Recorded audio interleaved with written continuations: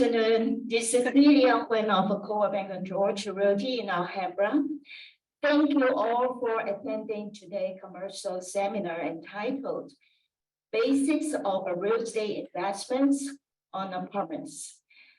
Today, we are very honored to have Mr. David Fu as our keynote speaker.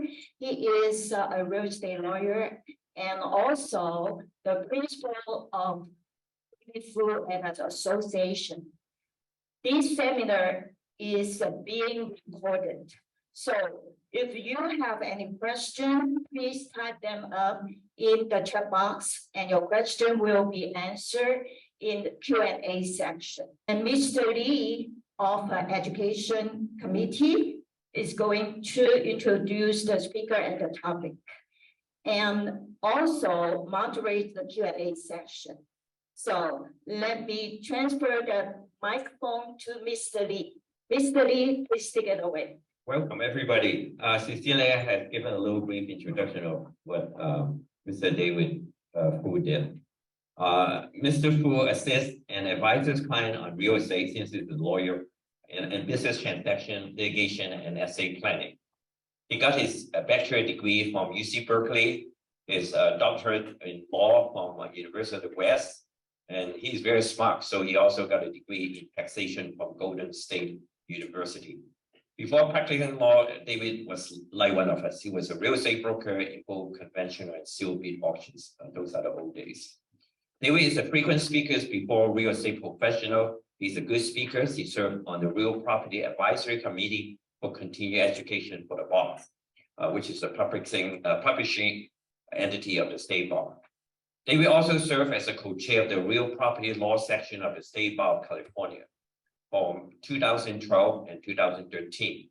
In 2017 and 18, he was the chair of the State Bar of California Commission on Judicial Nominee Evaluation. In 2008, he was honored as an Attorney of the Year, which is a very high honor for him by the Small Firms and Solo section of the California Lawyers Association.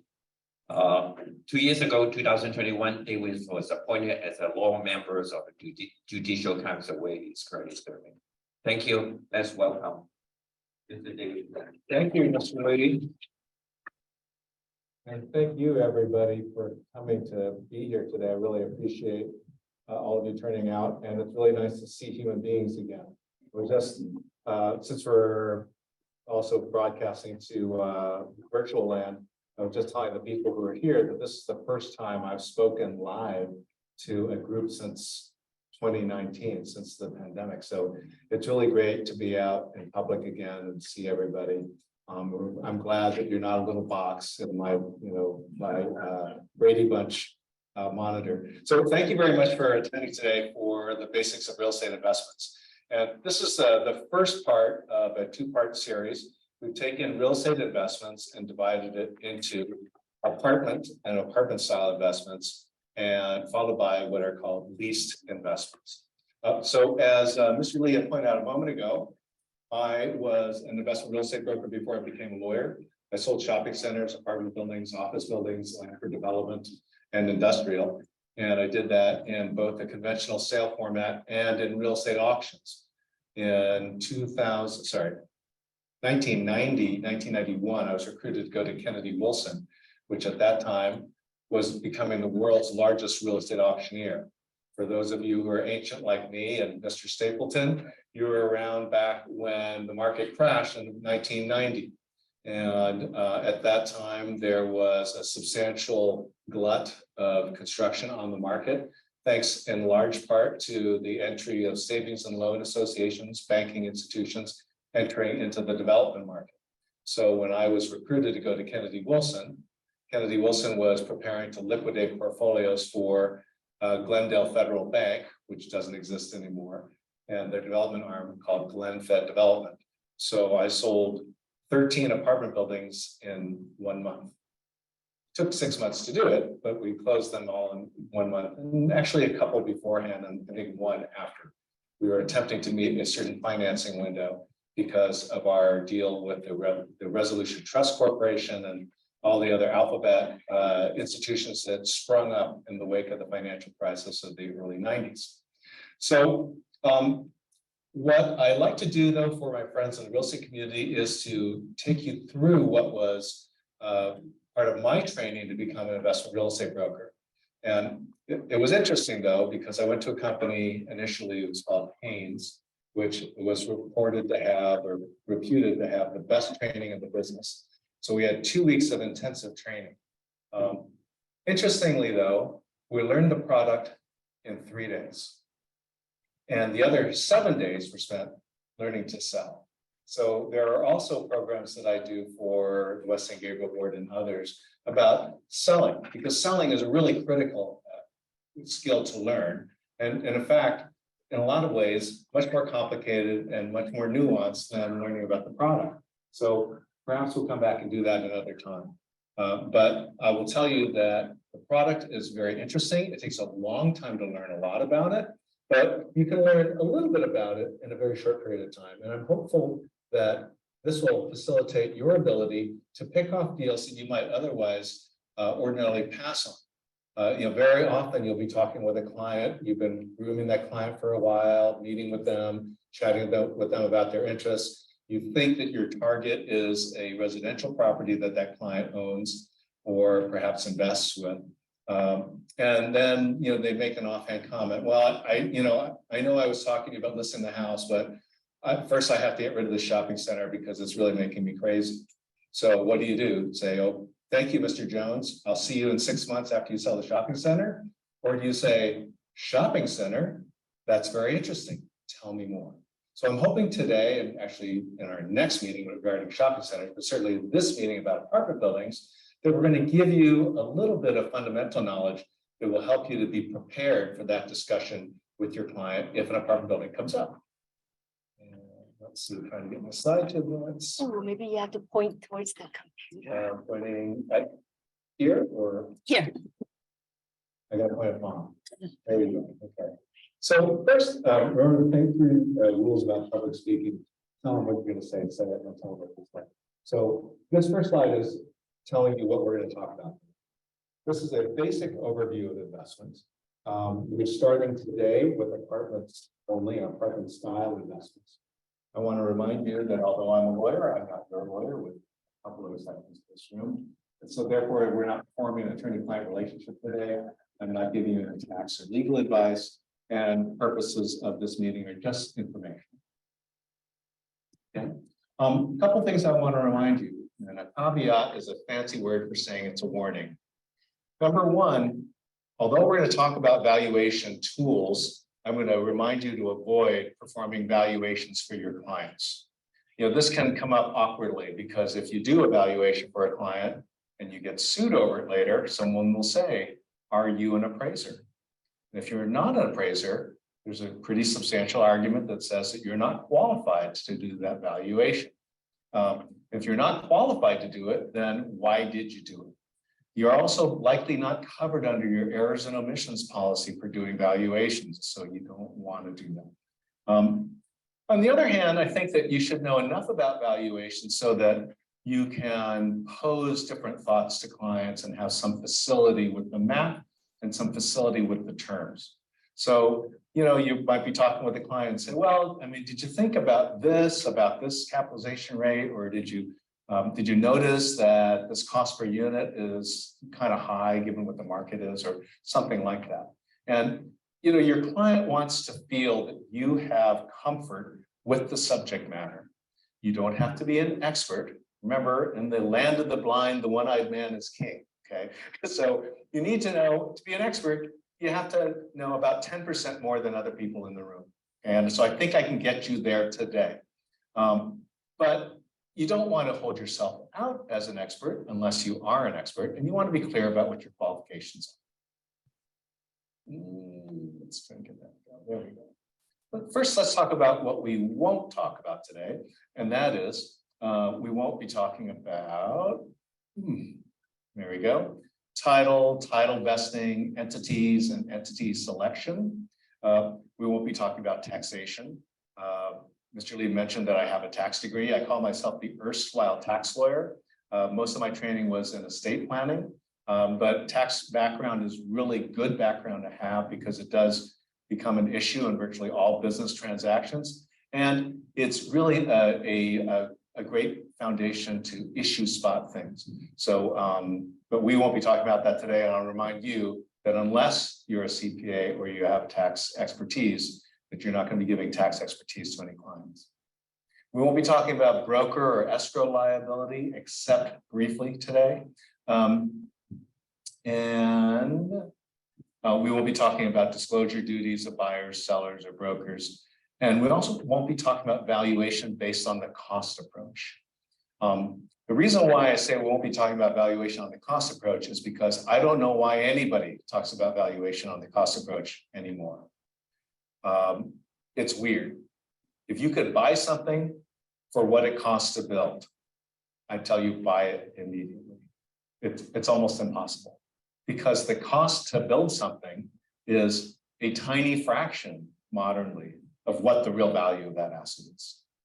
You know, in this community nowadays, and let's say North San Gabriel, if you have a 4-bedroom home or 3-bedroom home. Cecilia, I mean, a 3-bedroom home, 1,800 square feet in North San Gabriel is going to sell for $1 million, 900,000, somewhere around there. Okay. What would it cost you to build it?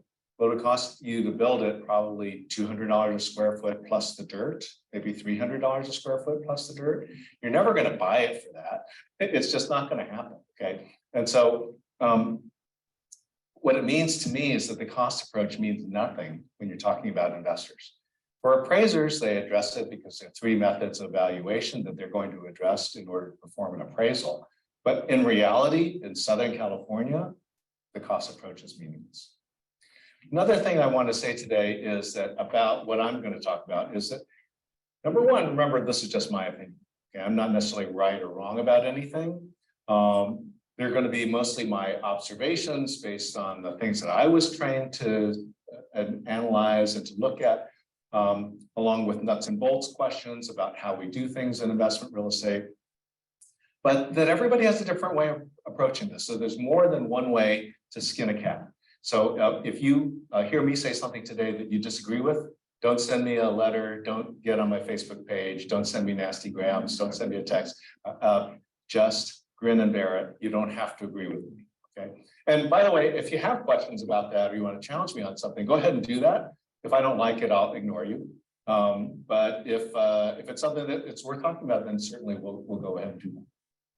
So the other thing about what we're talking about is that we're going to aim for the sweet spot. So we're going to talk about stuff that's kind of mainstream and things that you're more likely to see. Probably nobody's going to talk to you about listing the Santa Anita Mall. Okay, you know, that's probably going to be beyond your expertise. You know, I think it would nibble at the edges of mine, if not be way out of it myself.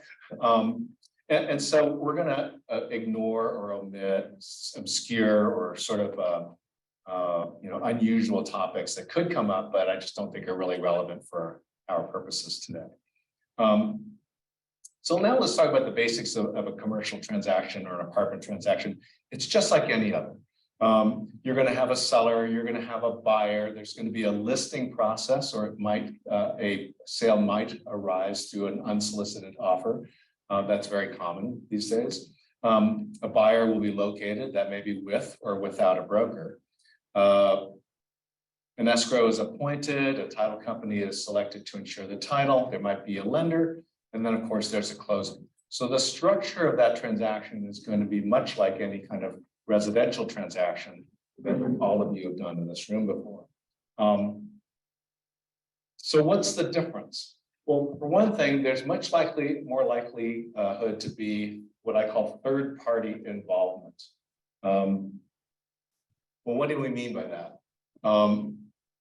It is far more likely that you're going to be talking with other people who are involved with your seller or your buyer, their attorneys, their accountants, the appraisers, the lender, you know, due diligence investigations by third-party vendors like hazardous materials people. There might be what's called a phase 1 investigation, which is a hazardous materials investigation.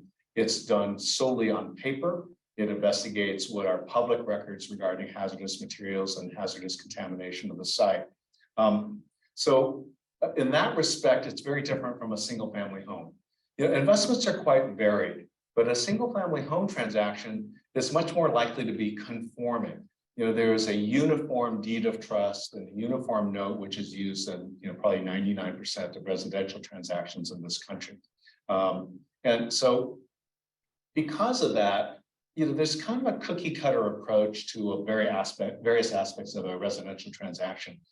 That's less likely to occur in a commercial investment transaction. It's more likely to have more variation. There is some standardization of the loan documents and so forth, but it's going to be much less standardized than a residential transaction. Because of that, there are heightened due diligence needs in that transaction because there's no such thing as necessarily a form document. So you cannot assume that.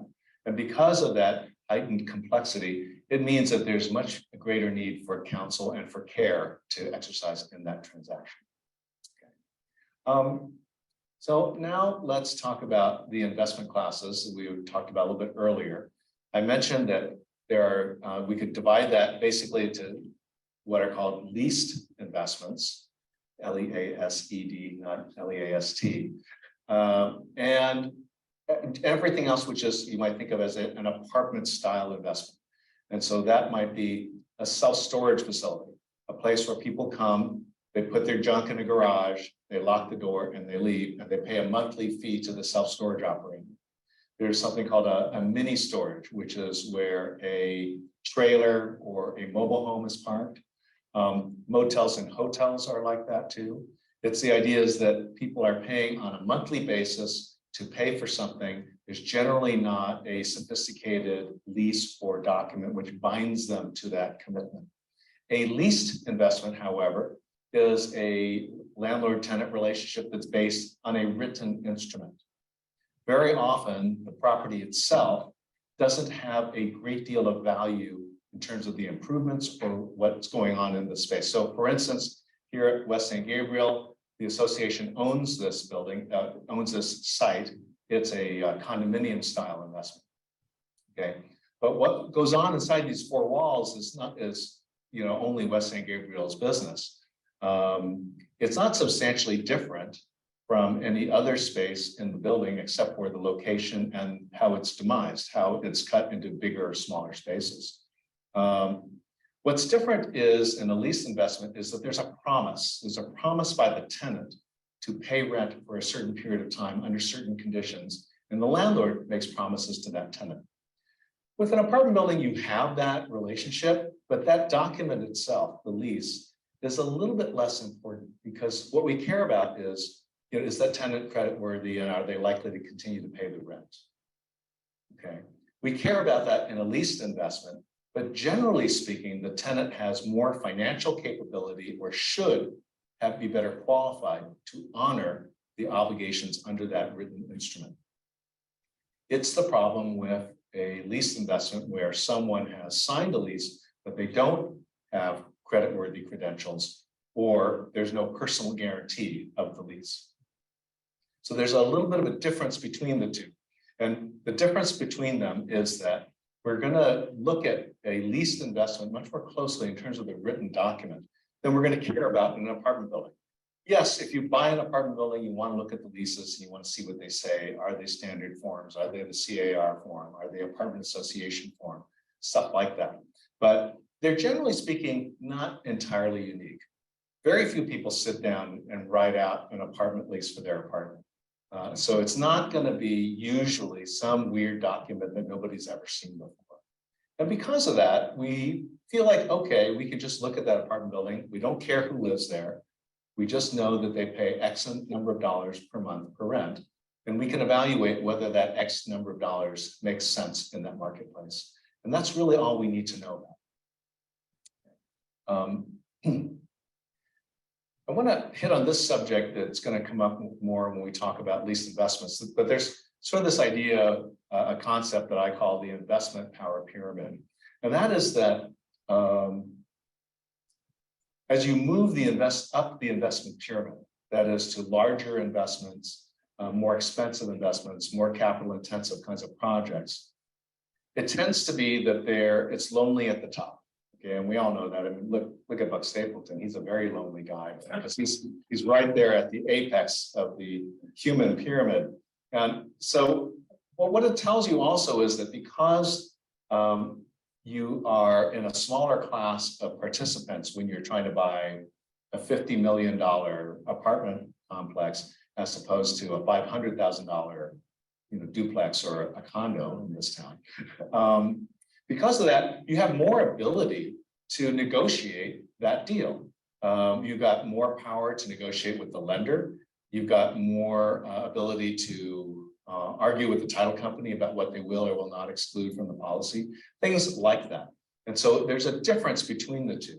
And I just want to remind you of that because it will come up in terms of what you're doing in investments and the respect that certain types of investments and species of investor are going to have more power to try to negotiate something than you would see at the bottom. So with apartment buildings, apartment buildings are seen as basically sort of the entry level of the investment pyramid. It's a relatively simple kind of investment.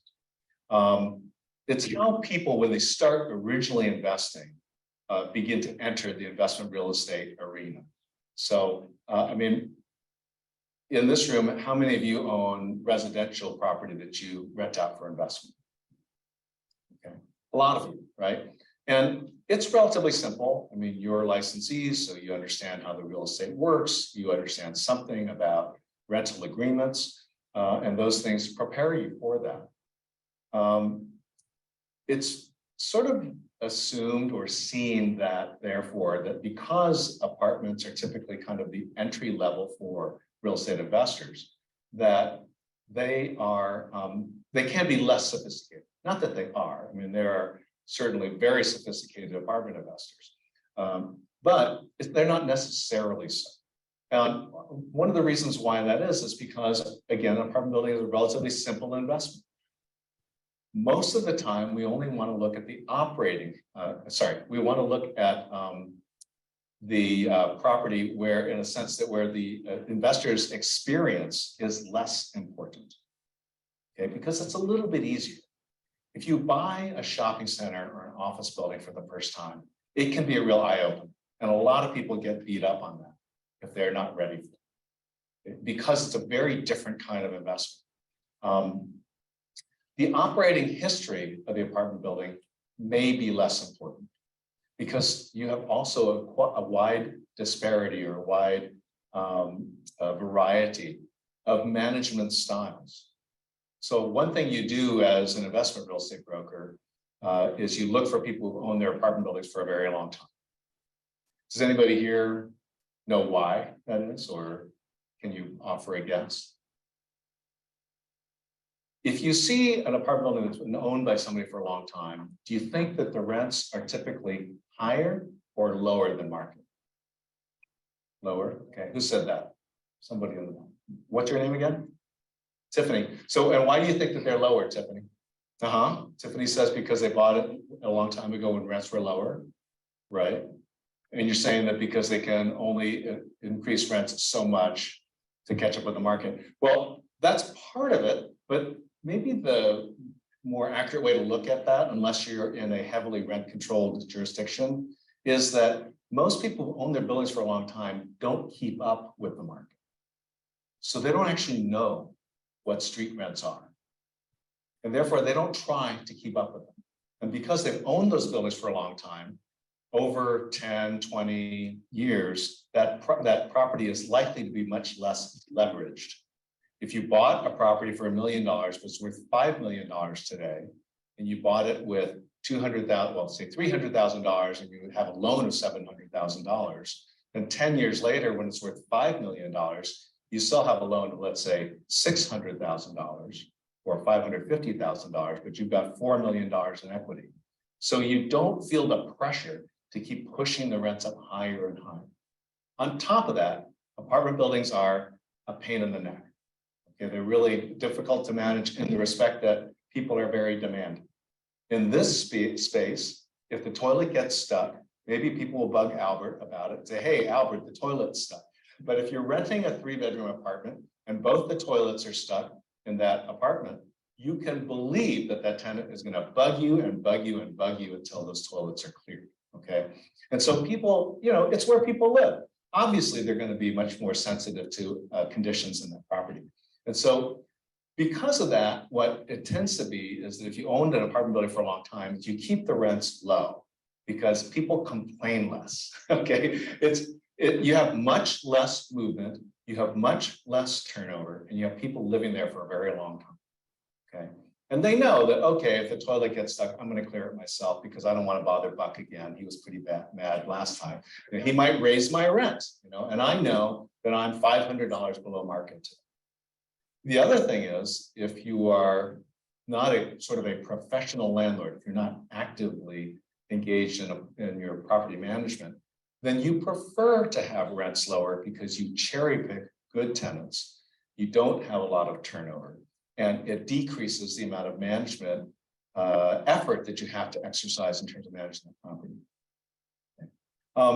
So the operating history of a building can be quite different because if you go from one apartment owner who is a long-term owner, who's passive, part-time, older, not as interested in juicing that building, then their operating history may be kind of slack. The rents might be 20% below market, as opposed to somebody who buys it who's a professional investor, and they're going to juice those rents, they're going to paint the units, they're going to turn over people frequently, and they're going to keep the rents at the very top of the market. So their operating experience is very different. So it's hard to compare with a building and say this building performs or it doesn't perform purely based on the operating history. With apartment buildings, they're better for neophyte investors because the expense and vacancy exposure is far less than there is in a commercial building.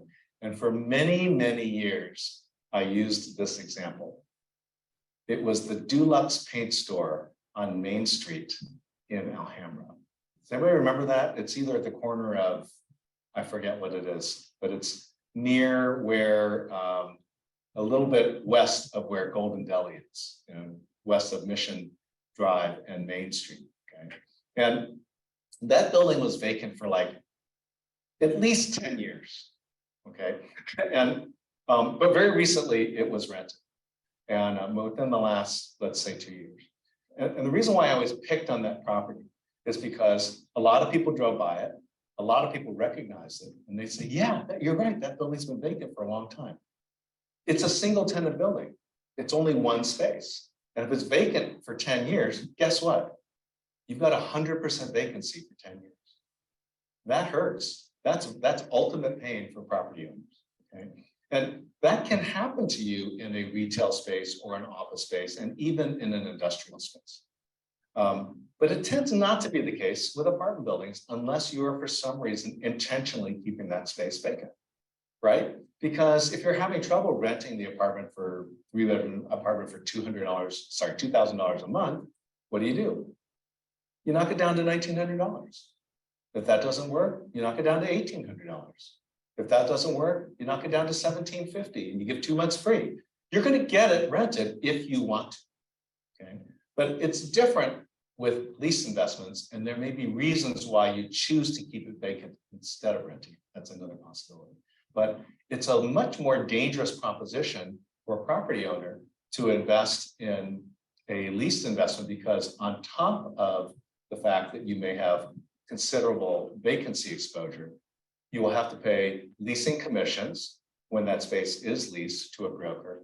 And you may have to pay for tenant improvements for the tenant to improve the space for his or her purposes, as well as offering a rent incentive to get that tenant to move in.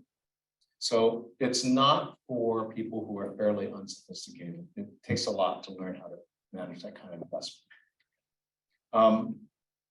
And a moment ago, I was talking about apartment buildings then, and the absence of the kind of reliance on operating history.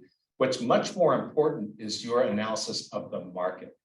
Because if you know that a 2,000 square foot, 3-bedroom apartment in this community rents for $3,000. That's what you need to know in order to evaluate this building. It doesn't matter what this landlord is doing. Because that person, again, may be very inactive, may not care, may have very little mortgage exposure, and so they don't care if it's not rented. They may be picky, they may be racist. There could be a lot of reasons why those units are not rented. You have to understand the market. That's much more important than understanding the building. And with apartment buildings, there is a wide variety of valuation indicators used because you have a varying types of investors. They tend to come up with their own ways of looking at it, okay? So let's talk about some of those things. The number one indicator that's used by people is something called the gross rent multiplier. And this is a very simple concept. It's that we take the gross rent that's generated by that investment and we apply a multiple to it. So we could be 10 times gross, 12 times gross, 15 times gross. Nowadays, prices are very high. It could be 20 times gross in some markets. Yeah, it's pretty crazy nowadays. When I started in the business, 4, 5, 6, 7, 8 times gross was considered to be high. And now that's a joke.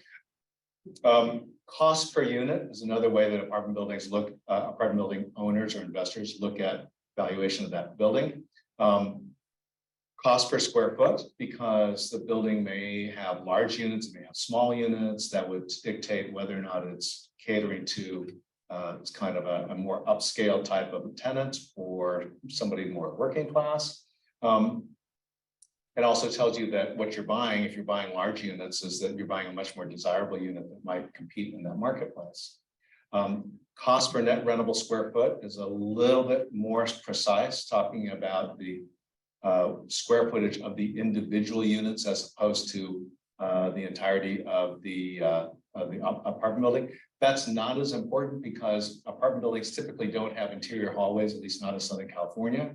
So when you talk about cost per square foot, pretty much you're talking about the aggregate square footage of the units. A friend of mine uses cost per bedroom because that makes a difference, right? A 3-bedroom apartment tends to rent for more than a 2-bedroom apartment. A 2-bedroom apartment tends to rent more than a 1-bedroom apartment, but a 1-bedroom apartment typically has a higher rent per square foot, right? You can rent, nowadays a 1-bedroom apartment in this community is probably $2,000, something like that. That is a lot of money, right? For a 1-bedroom apartment. A 2-bedroom apartment, however, might cost you $2,700, a little bit more, somewhere around there. Okay, and so it illustrates the fact that that the unit mix affects what the rents are going to be for that building. And by unit mix, what we're talking about is the character of the types of units that are in that building. If it's a 30-unit apartment building, how many are 3s? How many are 2s? Are they 2-bedroom 2s or 2-bedroom 1s? That makes a difference. A 2-bedroom 2 is much more desirable for like a roommate situation, right? Nobody likes to share a bathroom, certainly with somebody who you're not married to. Okay. I don't even like to share bathrooms with the ones I'm married to, and I've had several of those. So those things all affect how much you're going to be able to rent your unit for, as well as, of course, parking. And finally, capitalization rates or cap rates.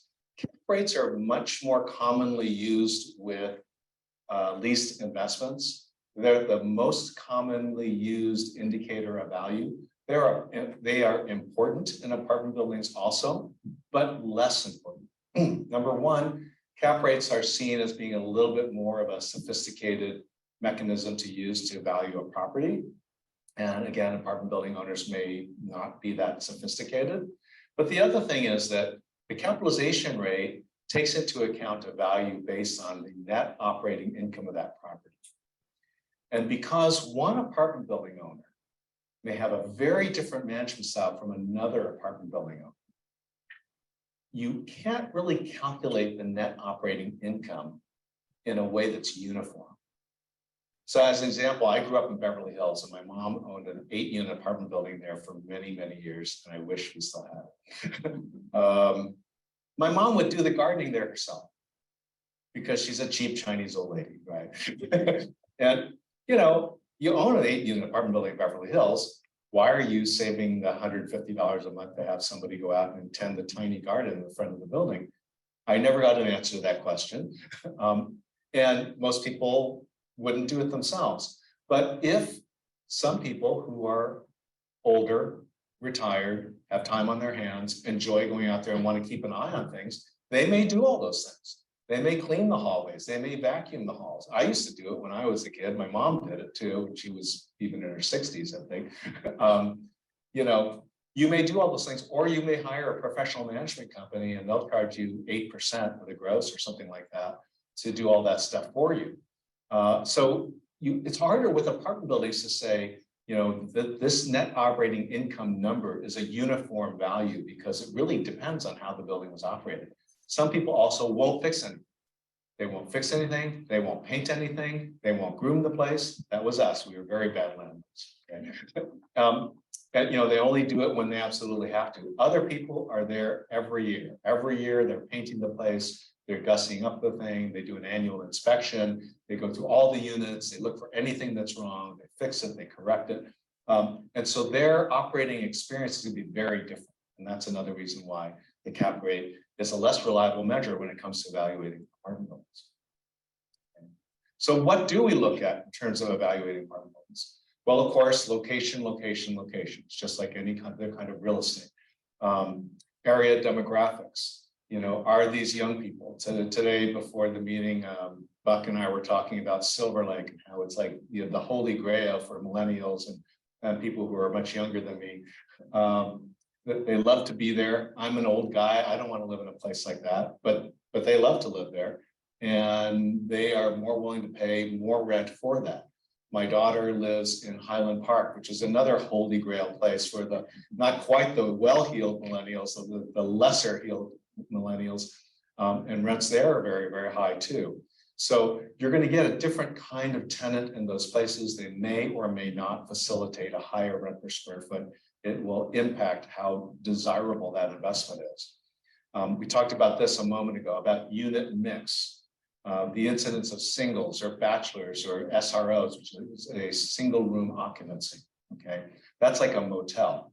You rent a space and you have like, just like a motel or a hotel, you've got one room and that's your apartment. Okay, it may not even have a bathroom. There may be a common bathroom. Right now, there are common investments these days, and I forgot what they call it. I think they call it common apartments, where they take like condominiums and they have 4 roommates sharing that place, but it's operated as an apartment building by one operator. So all of these things, are they townhouses? How many bathrooms? As I said a little bit earlier, they can impact value and they are going to impact your evaluation of that investment. Big buildings versus small buildings. As you might expect, smaller buildings are less economic. Bigger buildings you tend to pay less for on a cost per square foot or a cost per unit basis. Again, because of that investment pyramid idea that we talked about a little earlier. Are the buildings master metered or are they separately metered? You know, I haven't seen a master metered in a building in a long time, but what that means is that one meter is used to meter the utilities. That's common for water, but it's not common for gas or electricity. There are, however, buildings, especially older ones, especially in blue collar communities, where those utilities are master metered. The tenant doesn't therefore pay for utilities, the landlord pays for them. It's that cost is absorbed as part of the rent. But it makes a big difference, of course, in terms of the rent that you're going to get for that space. And you have to be sure that you are recouping that expense in an adequate way so that it makes it worthwhile to absorb that expense. It disguises, however, how competitive you are in the market, because if everything else is separately metered, but your building is master metered, you've got to do some math to figure out what the effective rent per square foot is on that property.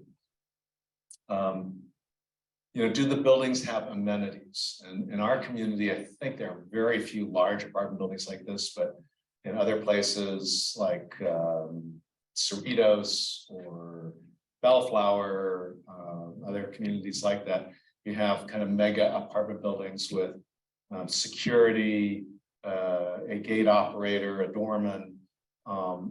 There could be a swimming pool, tennis courts, recreational facilities, laundry facilities, and stuff like that. Even valet service or valet parking. So those things obviously also impact the nature of the property and what the desirability of that property is in its particular marketplace. Tandem parking is a big one that's a problem. People hate tandem parking. Okay, and so if your building is underparked in the respect that you may have enough spaces, but they're primarily tandem parking, that will effectively reduce the rent per square foot that you can pull from that property because people hate them. So although the capitalization rate is not commonly, no, that's not fair. It is commonly used with apartment buildings. It's not as commonly used as the gross rent multiplier in terms of evaluation tool for the reasons that I talked about. But it's still used, and we're going to talk about it for a moment anyway, because you still need to know about it, and you will learn it again if you attend the leased investment session, which will be June the 13th, I think is when we. So this is a simple mathematic derivation. We take something called the net operating income, which is typically net of expenses and vacancy. Take the gross income, the gross scheduled income, the scheduled gross income, the gross potential income. It's called a lot of different things. We reduce it by the costs of operation that are not repaid by the tenant and a vacancy factor. That will derive something called the NOI, the net operating income. You take the price or the value which is proposed. So if you're trying to propose something for sale or assume a certain value might be that value, it could be the price that somebody's asking to buy the property. That's just the price. We take the net operating income and divide it by the price, and that will yield the cap rate. I am fond of telling people that I'm the first Chinese guy you ever met that's bad at math. But and that's a horribly racist thing, and I'm going to ask you all to forget that statement. But I am kind of, it's not that I'm bad at math. Actually, I have pretty good facility with numbers today, but there are things for stuff like this. There's a kind of a simple way to look at this because it's a math problem. And for those of you who are good at math, you'll feel very comfortable with this right away. Okay. But the way I get through life is to try to understand how things operate. If I understand how they operate, then it's easier for me to understand what they mean and to remember what that relationship is. Okay.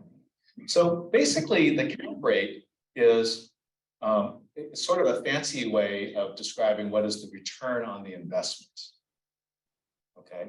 It's a little bit different from return on investment, ROI. And I'll explain that maybe today in a minute, but it is different.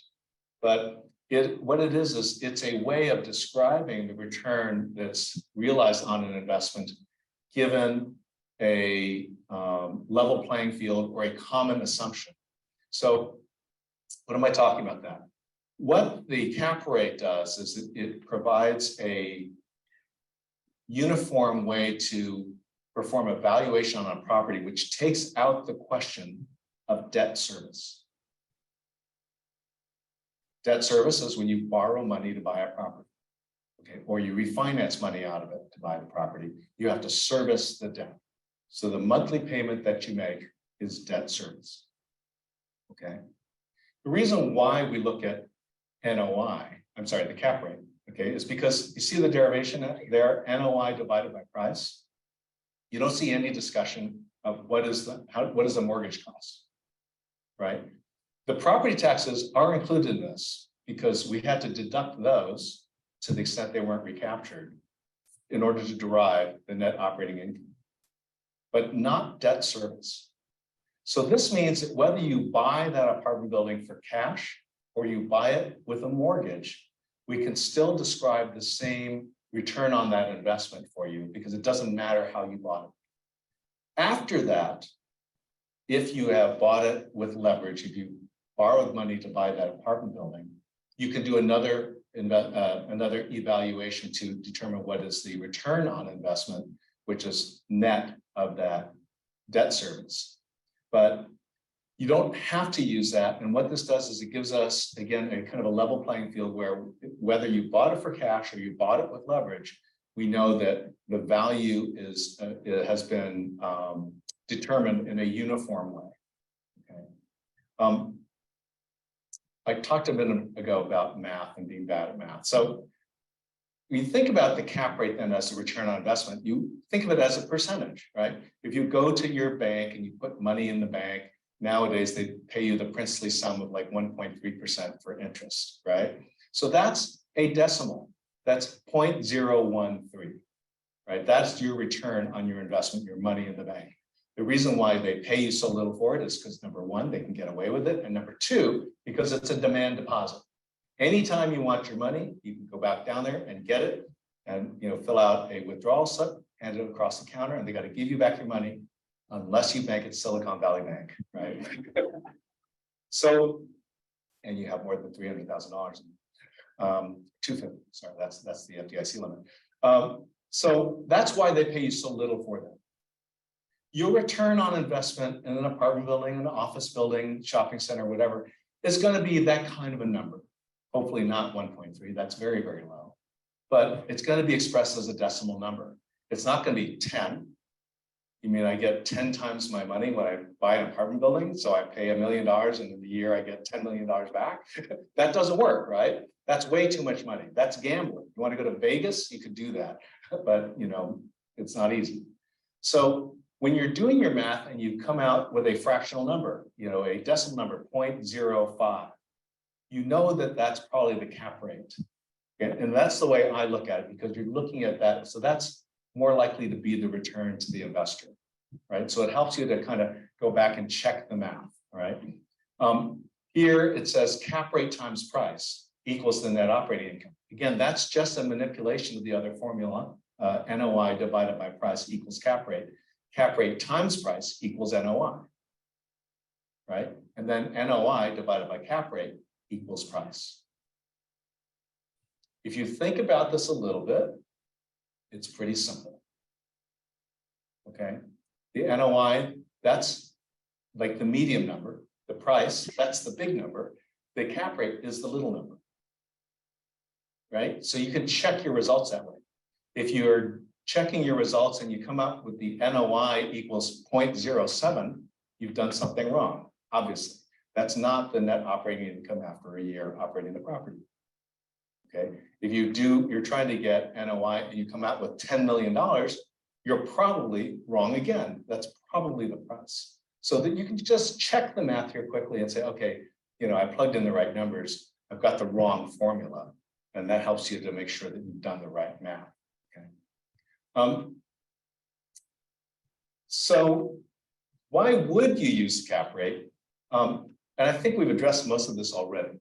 I explained already, it's sort of the key investment between lease investments and apartments. But in apartment buildings, usually tenants pay the utilities and the rent, okay? With leases, tenants can pay some, all, or none of the expenses.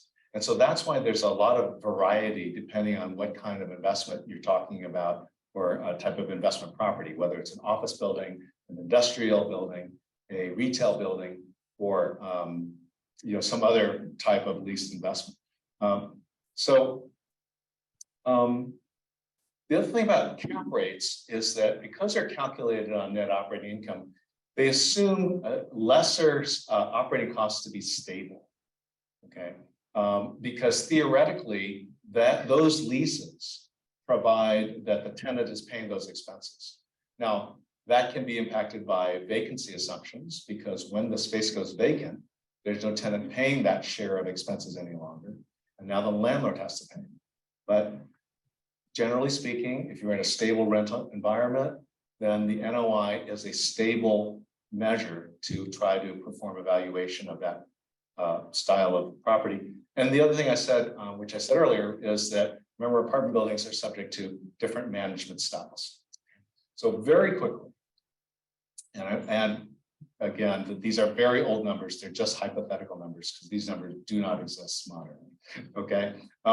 So let's say we have a 10-unit building. The rents are $1,000 per month. Each unit is 1,000 square feet. 10 units times $1,000 times 12 months is $120,000. If there's a gross rent multiplier of 12, then 12 times 120,000 is $1,440,000. That's the value of the property or the price, right? We take it and divide it by 10, we get $144,000 cost per unit, the CPU. And because each unit is 1,000 square feet, we have a cost per net rentable square foot of $144 per square foot. Pretty simple. Okay. This is a remarkably simple example because the numbers are nice and round. Okay, but if you look at that way, then you can see that really the valuation method to approach looking at an apartment building is pretty straightforward. Okay. Almost anybody can do it. If we're going to generate a net operating income number, let's say we would assume that 35% of the gross income is going to be used for expenses and vacancy. That's just a number pulled out of the air. Again, everybody has a different number. And the type of building it is, how it's operated, so forth, will also impact those numbers. But so we can do a chart though this way and then fill those numbers in. We have the gross rent, the gross potential rent, same as the scheduled gross income. As being X value, we deduct, let's say 5% for vacancy. It might be more, it might be less. We get total income then, we deduct the operating expenses and we get an NOI number. I apologize, and the bottom line of this thing, there's a number here, it's a vestige of an old presentation, it doesn't belong there. But let's say we get a net operating income number. We're gonna fill in those numbers here, okay? Using the same example we used a moment ago. We end up with $78,000 in net operating income. That NOI divided by the price gives us a 5.4% cap rate or 0.054. If you could find this building today, you should buy it in a heartbeat. Okay, you're never going to find a 5% cap rate in an apartment building right now. It's almost impossible. It would be very unlikely to do, and certainly not at $144,000 a square unit. A unit. But this just again helps you to operationalize those numbers, right? So other types of apartment style investments are similar, okay? And you could look at them the same way, but they require more management skills. So for instance, I talked about the self-storage thing. Those are very desirable investments, but they require unique skills and the returns are much higher. He's really running a business also. But there might be student housing, senior housing, hospitality like hotels, motels, mobile home parks are very desirable. The facilities themselves are very low maintenance typically. The units are very stable. Tenants don't tend to move.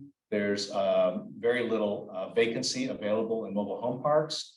And a lot of old people there living on fixed incomes are your tenants.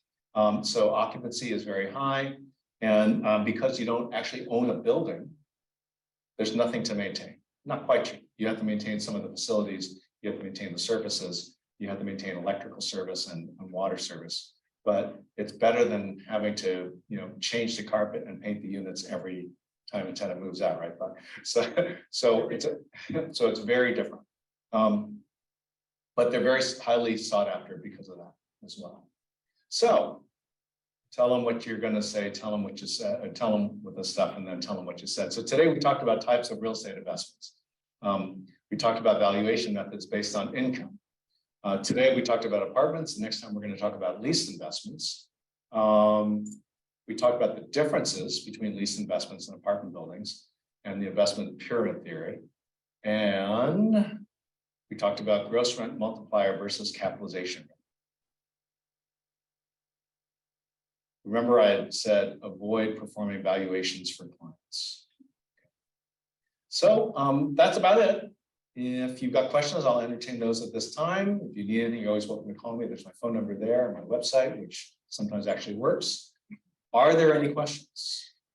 Mr. Lee, you're making a good your escape now. Is that the you're gonna moderate or even moderate? So does anybody have any questions? How about in cyberspace, Fong? Any questions out there? Yes, there is one. Now, this is an interesting question. It's a where do you normally the apartment promote? So I don't know if there. What's the question? Sorry. Yeah, I Is the think mic even, on? yeah, maybe the question is, Where do you find apartment buildings for sale? I like that. Your question, his question is, where do you promote the apartment, maybe how do you rent the apartment, where do you find tenants? Tenants or I think buildings? that's the question. Yeah, so I'm guessing that the person is asking, how do I market an apartment building? Where would I find market buildings for sale? Well, the answer is what we all know today is there's only one place, and that's the internet. Okay, so it's probably going to be LoopNet for most commercial investments. CoStar, theoretically, those are related companies, but they're just going to take you back to LoopNet. Okay, obviously there are brokers that have their own captive inventory that they might be advertising on their website. But because apartment buildings are so desirable, quite frankly, you're going to have to go find them. That's your job. Okay, so that's dialing for dollars. Remember everybody doing that back in the day when you and I were young men. You got to go find those sellers. Okay, yes, you can just sell a building that somebody else is selling, but it's going to be astronomical, and chances are that person's going to double end it. It's just like residential. Okay, so your job is to talk to people. Go out and find out what they own, if they'll talk to you about it.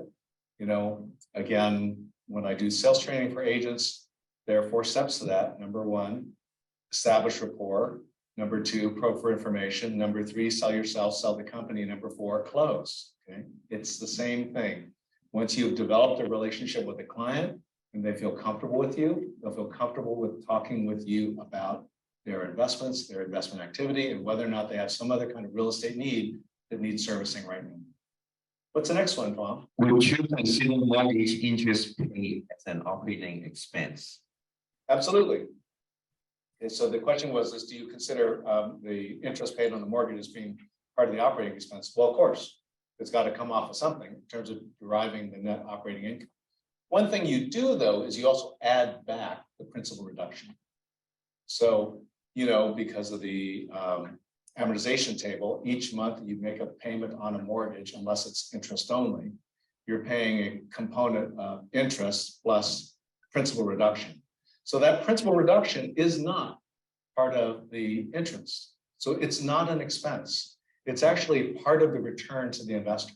So you can take that if you're paying $10,000 a month and $7,000 of it is for interest, but $3,000 of it is for principal reduction. You can take that and add it back into net operating income in terms of deriving a true capitalization rate. Next question. We don't have any question. You had questions. Well, net operating income means net operating income. So you've got to deduct the cost of the mortgage in order to get to the net income. So this is before taxes, right? Okay. And what I was explaining a moment ago is that because when you're making mortgage payment, part of it is actually reducing the principal that's owed. That part is not really an expense, right? You're paying yourself, you're paying off the debt. So you take the interest portion and you deduct that from the gross income along with the other expenses in order to derive the net operating income. But you don't deduct the principal reduction because principal reduction is just money you're paying yourself. I saw questions. Let me rephrase this question. This person is saying that if I want to do storage as a rental, what are some of the challenges we are facing to make it profitable? You mean if you want to operate a self-storage facility? Yeah, that's basically how the question. Well, for one thing, you need a great big hulking piece of real estate, right? Because it's not like you're going to go on Craigslist and say, hey, if you want to rent my garage, you can do that. I mean, I would not look at that as a real estate investment. I would look at that as shooting yourself in the foot and a pain in the neck, and dealing with the public.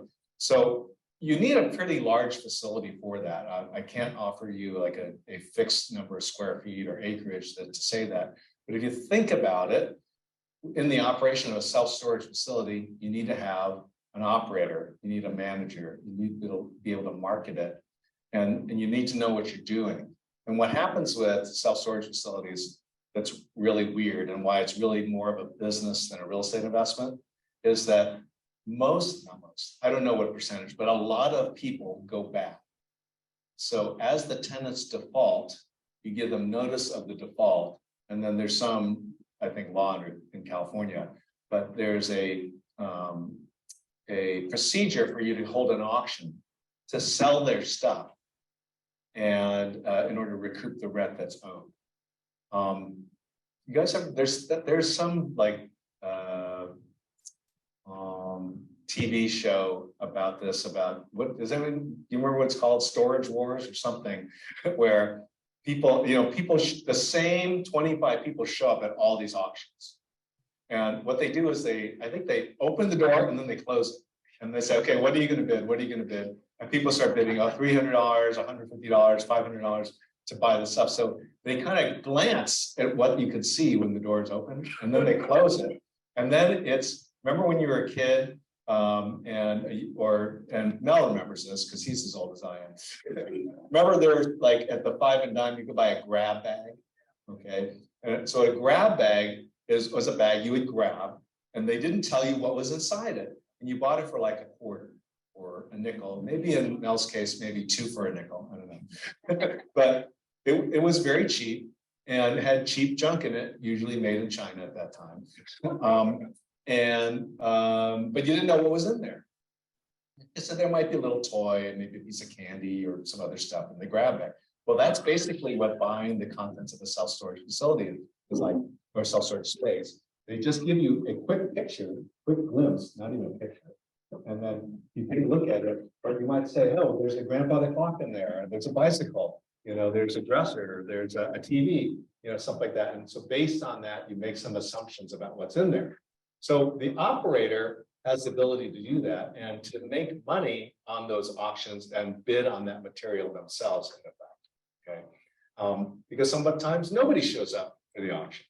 So it's a weird business that way, but it really is a business. It's not just an investment. And so it's not for everybody. You've got to learn a lot about it in order to be able to do it. And it takes a lot of real estate.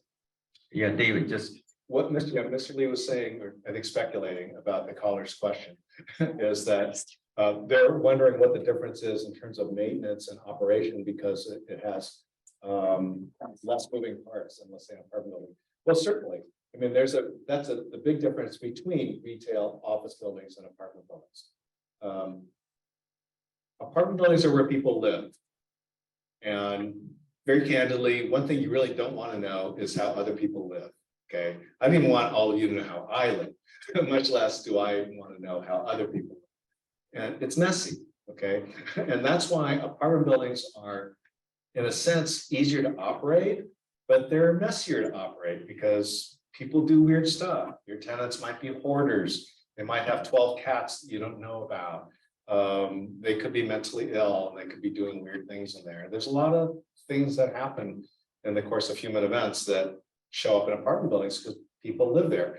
Chances are when you're occupying an office space with 5 other people in your small business, you don't have weird stuff going on in your office space because your boss or your other suite mates would know that, hey, oh my God, they've got a dead turkey in the corner that's turning green and they haven't thrown it out yet. So those kind of things don't really happen in apartment buildings, and they happen less so in retail. But the problem with retail is you have a lot of people from the public visiting that space. And so that can lead to more wear and tear on common areas and things like that. They're all different. With self-storage, basically, there's not much going on in there other than a rolling door and a lock. But you're always changing those things because people come, they break into them. Sometimes they can become burglarized. When the tenants default, you need to padlock that space so they can't get in there. Sometimes they try to get in there anyway. Sometimes they store stuff there that's hazardous or dangerous or flammable. So there's a lot of different parts to that kind of investment that really can go beyond the scope of this meeting today. But it's a very different kind of investment. And so I'm not really sure how to answer that. Other than saying that, remember, when you rent a self-storage facility to somebody, it doesn't have a toilet, it doesn't have a kitchen, there's no stove to fix, there's no air conditioning. It's a much simpler kind of real estate investment. Mr. Lee, anything else? We muted you. Another questions, cap rate, since we talk about cap rate, LA has a different cap rate compared to the rest of the country. Where would you see our cap rate should be if you want to do a little bit profitable investment within Los Angeles as opposed to the other part of the country? So Mr. Lee was saying that, can we assume that LA has different cap rates from the rest of the country? No, because it doesn't really work that way, okay? I mean, if you say that Southern California is a very desirable real estate market and the stuff's expensive here, well, I would agree with you about that. But if you're gonna compare that to any other low cap rate environment, it will, it looks the same. It could be San Francisco, it could be Manhattan, downtown Chicago, the Millennium, the Millennium Mile, I think is what they call it. So any place that's very desirable is going to have a low cap rate. One thing I didn't talk about is, again, to kind of quickly remember about math, is that it's the inverse of the gross rent multiplier. So when we see a low gross rent multiplier, that means something's cheap. When we see a low cap rate, that means something's expensive. So gross rent multipliers going up are expensive. Cap rates coming down are expensive. It's like a bond. When you buy a bond is paying you a certain percentage of interest. The lower that number is, means you're getting the lower return. And because you're getting a lower return, it's more expensive. The face value of the bond is the same, $10,000, $50,000, $5,000, right? So it's always the same, but the return to you depends on what the discount is on that instrument. So as that number goes down on that interest rate, so to speak, that makes the thing more expensive. Okay, but as far as cap rates going, it really just depends on where you are. You can get better cap rates and in what might be a very desirable area if you're buying something that nobody else wants, or nobody else knows how to manage, or nobody else knows how to monetize. It could be any of those things. But cap rates right now are pretty low, coast to coast. They're not uniform, but and they're certainly higher in places, the flyover states, places like that where we don't live. But real estate has been, investment firms, real estate investment trusts, institutional investors have been chasing real estate for at least the last 20 years. So they have driven down a lot of returns to investors by inflating those prices and making them very desirable, even pursuing things that you would think institutional investors are not interested in. Remember the talk about, after in the wake of the financial crisis, about large investment companies purchasing up non-performing homes and REO portfolios, things like that. Typically in the past, those are things that institutional investors would not be interested in because they're too much work. But in terms of chasing yield, they gradually had to change their expectations and look for more unusual investments in order to try to find the silver bullet. Okay. I just want to, in addition to what you said, the cap rate is the general indicator. It's not the absolute indicator when you look for a good deal in an apartment. Because just like David said, there's cap rate. Equals to NOI over price. So there's so many factors affect the NOI. Like you said, the owner is aging, he's got a lot of money, doesn't want to raise the rent, all those things, then it affect the NOI. And also what the price. So that means there's many factors affect the NOI. So it's going to affect the cap rate, correct? Well, because NOI high, the cap rate will high. Okay, we keep price stable. Okay, because the three factors. Price, you keep price constant.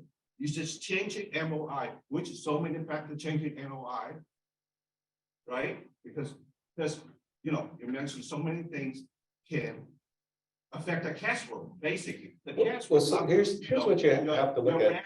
Minus the stuff, then goes the net operating income. So many factors. So don't just, when you look for apartment, don't just compare with the cap rate. You have to look at other factors, like Dave mentioned, or the unit, market value, go ask the current rate, the rent rate, you do your math. Then you get a good deal. If you just use a cap rate. And also sometimes the owner give you the cap rate, it's not absolutely correct. If I get a deal, I would ask the owner's CPA to send me the CPA, to send me the monthly. Maybe I look at the 3 months cash flow.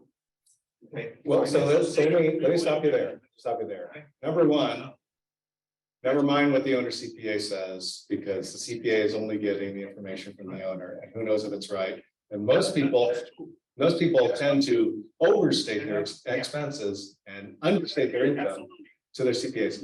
The other thing that I'll say is that the American humorist Will Rogers, who was famous about 100 years ago, one time he was the mayor of Beverly Hills, said there are 3 kinds of lies: lies, damned lies, and statistics. Okay. So the thing about why cap rates don't really work with apartment buildings is because of what you said. There's too much variability in how that number was generated. The other thing that I would point out for you is that if you think about, okay, this building, let's say on a cost per unit basis, it is the correct price. It's supposed to be $2 million. That's what the seller wants to sell it for. However, it's 35 times gross. That means the rents are really low. Well, if you pay the seller the price that is the market price for that property, it doesn't mean you got a good deal because rents are low. It just means that after you've done all the work to jack the rents to market, finally it'll be worth what you paid for. Okay. Right. So in that respect, it's still expensive because you have to come in and do all the work, all the elbow grease to generate the value that you're paying for in cash to that seller. Okay. And most people want that as upside to them. No, I want to pay you based on your current income and what the NOI is revealed from that number. But you're right, you can't rely on a cap rate. And that's what I said during the presentation. For apartment buildings. Thank you for all of you guys being here. We are running a little short on time. Thank you very much, everybody. And the video is available. Please check your phone. And I'm going to give it back to Cecilia for closing. Thank you. On behalf of Western Gabriel Valley Realtors, many thanks to David's informative presentation. Okay, there are more seminars and classes coming up. Please do register, especially for David. The second serial will be in June the 13th. So please do register. There will be many, information to learn and benefit. And also, I would like to present the certificate of application of appreciation to David. Thank you for your time. Thank you. And please come up. Let's take a group picture. Yeah, please come on. Are you still available? Are you still available? Of course, for you. Thank you, everyone. I'm closing. Okay, thank you for on Zoom. Many thanks. Don't forget to register in June the 13th. That's David's the second series on buildings. Thank you. Hope to see you soon. Bye.